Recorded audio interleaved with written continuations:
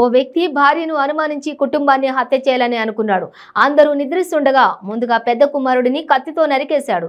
అనంతరం భార్యపై వేటు వేసేందుకు ప్రయత్నించగా అడ్డుకున్న చిన్న కుమారుడు తీవ్రంగా గాయపడ్డాడు. భార్య కూడా స్వల్పంగా గాయపడింది. ఈ ఘటన శ్రీకాకుళం జిల్లా ఎచ్చెర్ల మండలం కుప్పిలి గ్రామంలో జరిగింది.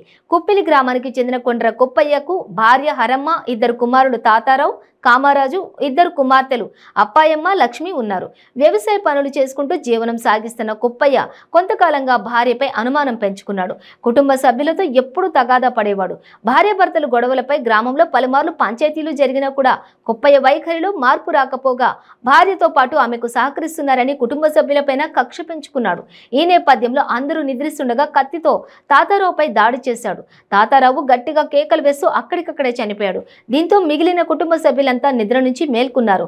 ఆ తర్వాత కుప్పాయమ్మ భార్యను చంపేందుకు ప్రయత్నించగా కామరాజు అడ్డుకోవడంతో అతనికి తీవ్ర గాయాలయ్యాయి. ఈ ఘటనలో హరమ్మ కూడా గాయపడింది. మిగిలిన కుటుంబ సభ్యులంతా పరుగులు తీశారు.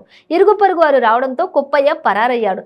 గాయపడిన కామరాజు, హరమ్మను శ్రీకాకుళం సర్వజన ఆసుపత్రికి తరలించారు. కామరాజును మెరుగైన చికిత్స నిమిత్తం విశాఖపట్నం KGH కు తరలించారు. శ్రీకాకుళం DSP శృతి, JR పురం CA ఆదం ఘటనా స్థలాన్ని సందర్శించారు. CI ఆదం కేసు దర్యాప్తు చేస్తున్నారు.